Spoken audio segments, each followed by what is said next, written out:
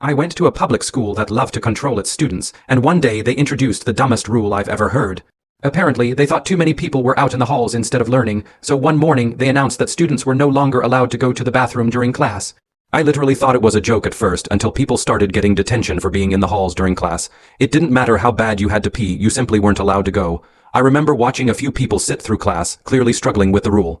The students sat in pain because they couldn't go, but that was nothing compared to one girl in our art class. The art teacher had gotten into multiple arguments with our principal over the rule, and while many students loved him, the principal had even threatened to fire him. When a girl in my class was desperate to use the bathroom, he couldn't let her go. She sat there in pain, sweating for 20 minutes, and it was clear she wouldn't make it until lunch. Not wanting her to wet herself in front of everyone, the art teacher decided to walk her over to the art storage room. He stood outside the door while she peed in a bucket, a pretty good move on his part to avoid losing his job. Or so you'd think. Turns out, a few bratty kids in our class found out what happened and told their parents. The story spread quickly, and soon reporters were at our school questioning the teacher. The next day, a news article came out accusing him of making the girl pee in a bucket without mentioning the school's ridiculous rule at all. Panicked, the school administration scrambled to save face, and guess who they blamed?